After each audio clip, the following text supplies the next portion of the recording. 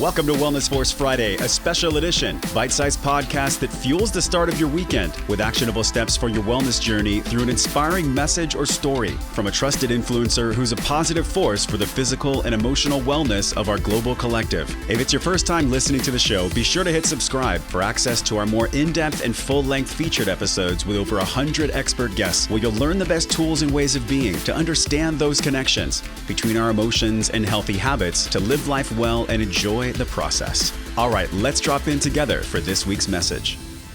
Syanna, welcome to Wellness Force Friday. Hey, thanks. I'm really excited to be here. Me too. I found you on Instagram. There's a backstory we'll link in the show notes today. But tell us, Syanna, what do you do and why do you do it?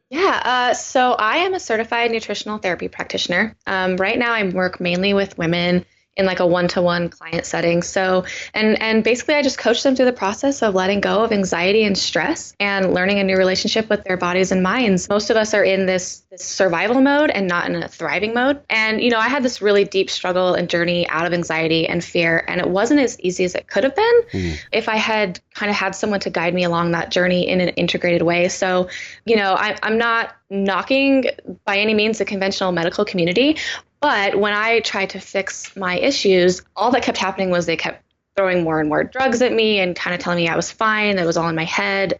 My labs looked normal, and they kind of sent me on my way. So I really had to take things into my own hands. And when I decided to do that, I also decided that I really wanted to be a voice for other people who were maybe in similar situations. Yes, and I found your voice too. I loved it. I connected with it through one of your Instagram posts, which again, we'll link in the show notes. But what is the message that you really feel in your heart of hearts today that you want to share with Wellness Force to help us live life well? What's that message? I think if there's a message behind it, and I'm definitely stealing this from one of our conversations, but that, anxiety is just not a jail sentence. I think millions of Americans walking around right now feeling like a slave to their thoughts and worries. And my message, if there was one wrapped up in there, is that, anxiety is not who we are.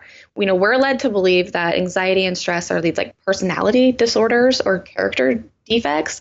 And really, it's just a word we use to describe the way that we think. So our habitual patterns can be changed. And the good news about that is that we get better and better at it as we learn. And so if there's really a message, I think it would just be that we have the power to change our circumstances, whatever they may be. Yes, and I've dealt with anxiety in my life, and you are correct. It is not a jail sentence. Everyone has a story that leads them to a lesson. What's your origin story? How did you come to learn the things that you learned on this path that brought you to us in this moment? What's that story? When I was really young, I was about 5 years old, my parents got divorced. And while I recognize that that's not necessarily like the worst thing that could happen to a kid, it was really difficult for me. And I took on a lot of the responsibility for that. So my belief at that time became, your dad left because you weren't enough. And if you would have been better, he would have stayed. And so this sense of having to be perfect and having to figure out how to get people to kind of stay in my life became my framework.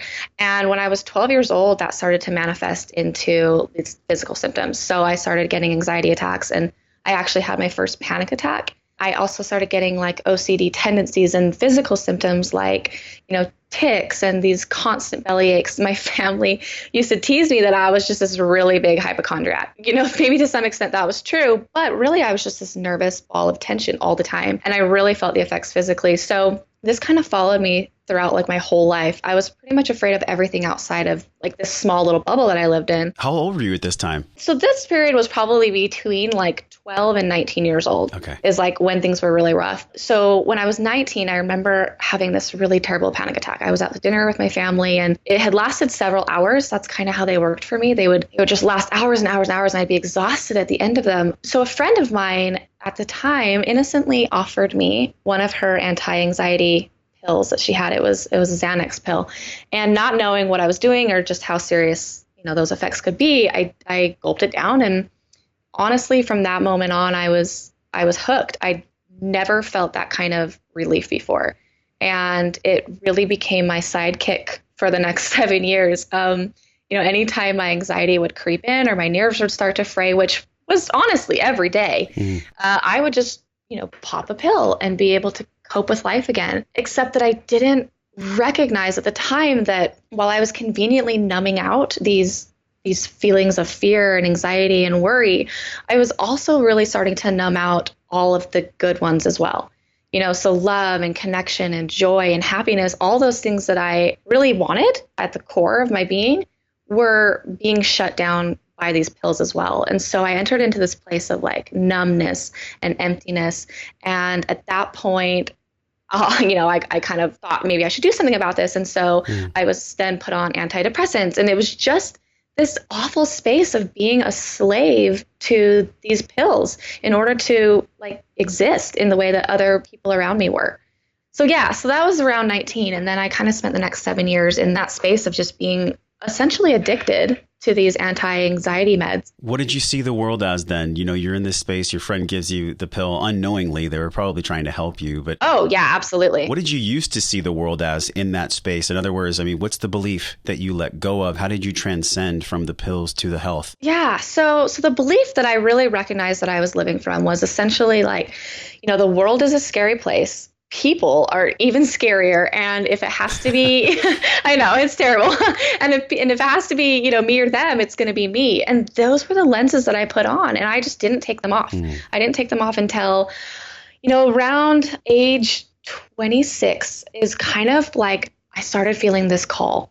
I started feeling a call to let go of those beliefs. And I'm not entirely sure why. I still don't fully understand it, but I decided to kind of quit that medication cold turkey.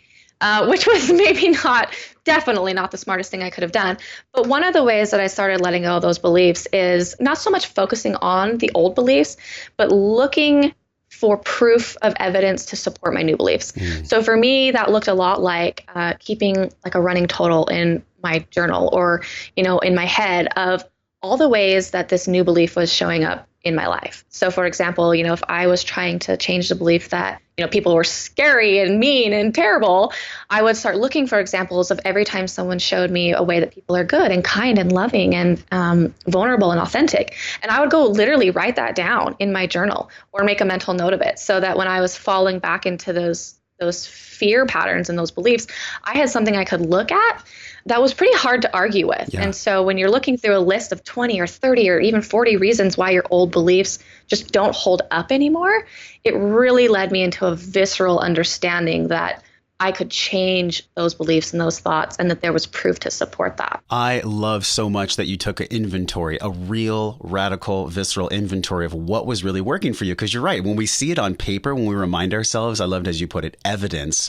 that is the key. That is the one that actually directs us in a different path and on your path. Has there been a mantra or a message that might guide you? Now you help women find real food, vibrant health, and healing intuition through dietary and spiritual practices.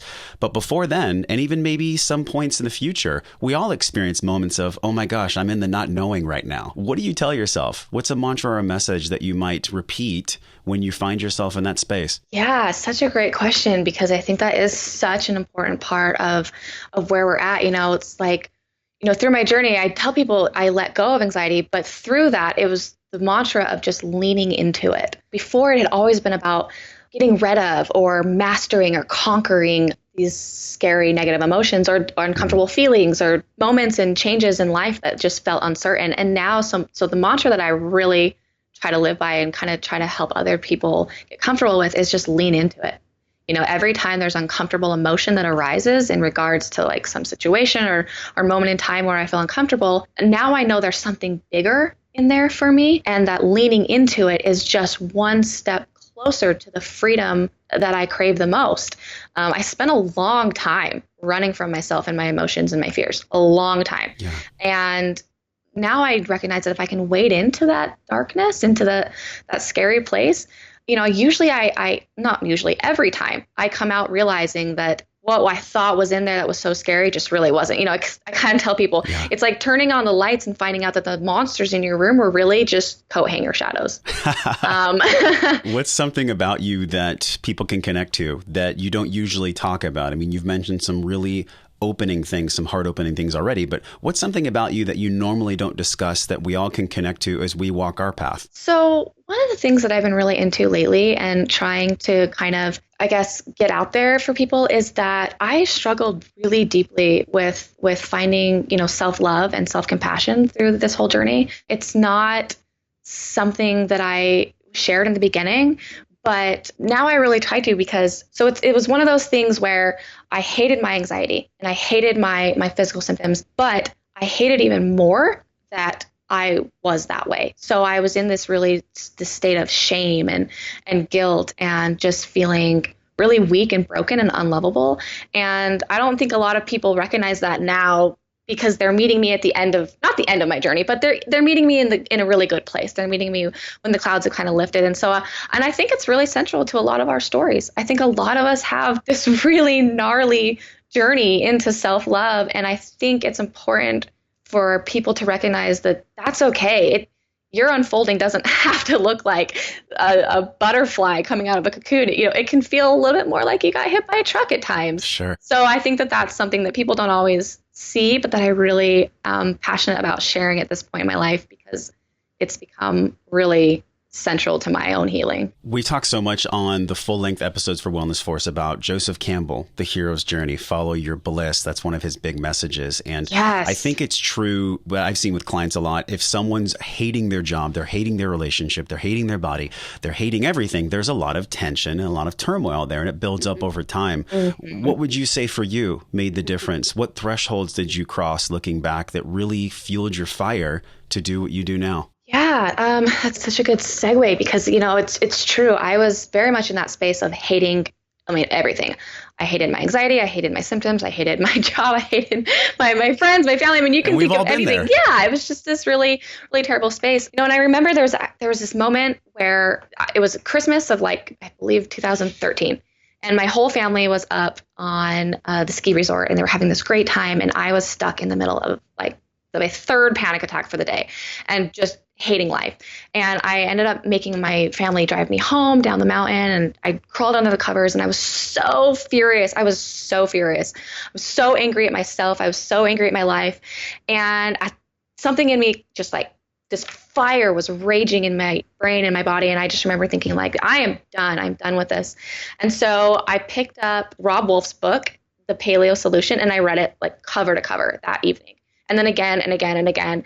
And I started implementing these little, nutritional things. So for me, it started in nutrition. And I started implementing that in my life and realizing that I really did have the power to control my circumstances. And from there, it kind of led me into this deeper journey, because I sort of stalled out with nutrition and exercise and sleep and those really tangible aspects. Yeah. And then I really had to move into a space of more energetic and vibrational healing, and kind of jumping into the emotional behavioral changes that needed to take place in order for me to kind of finish up what was left over. So yeah, that was kind of the transformational point for me, was this place of nutrition, but that really spurred it into something deeper, into that deeper journey to the internal. Yes. And it's funny how one book can change our whole life, isn't it? It's life-changing. The right message at the right time can make the biggest difference in our world. And it's funny, we could have heard a message 52 times before, but on that 53rd time, just because of whatever we were space in, it obviously hits. It hits all of a sudden. Yes. So I love that you said that. As parting guidance here, someone's listening, they're feeling inspired from what you're saying. They want to take some type of inspired action this weekend that's going to give them better wellness. What's that one thing? What's one thing they can do from hearing your story and sharing your lessons? So one of the most powerful shifts I ever made, in the beginning of my healing, was learning that thoughts are just thoughts. And that seems kind of well, yeah, duh. But, it was news to me in the very beginning. I very much believed that my thoughts came from somewhere outside of myself, and that I had no power to control them, especially when I was feeling fearful or stressed. And so the best way that I have found to kind of throw a wrench in negative thoughts and fear is through a mindfulness meditation practice. So it's something, we tend to view meditation as this really spiritual practice, and it is. It absolutely is. But I think it's also an incredibly healing and soothing to our nervous system. So it's this great modality that we can use to stop the flow of negative momentum, and it allows our brains and bodies to sort of just take a beat. So I tell people all the time, start with 5 minutes. Start with 5 minutes. If that's all you can do, that's fine. It's more about the consistency. And as we learn to step back from that chaos and become an observer of all the thoughts that are going on inside our heads, it's from that place that we can kind of choose a new route. And it seems like this really small shift, but it is incredibly powerful in my experience. And when you do the meditation, you can gather new evidence, or you can have the space to. So I love that. Yes. Where can we learn more about you? How can this Wellness Force community support you?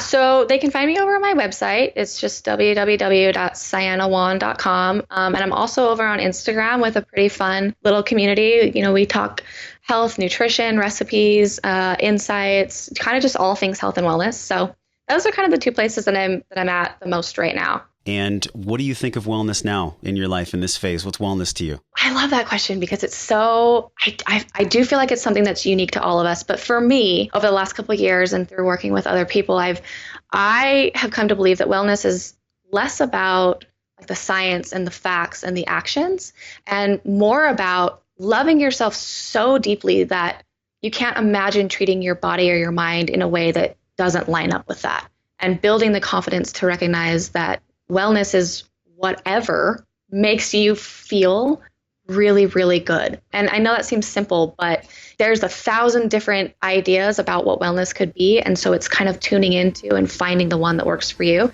and just running with it. Syanna, thanks so much for coming on Wellness Force Friday. We'll be following you for the rest of the year. Thank you for having me. It was such a pleasure. Thanks for listening to the show. If you're ready to take inspired action from this week's Wellness Force Friday podcast, let me hear your voice. Tap your show artwork, click the link in purple that says review this podcast, write down your thoughts about this episode and what you're committed to creating this weekend and into the next.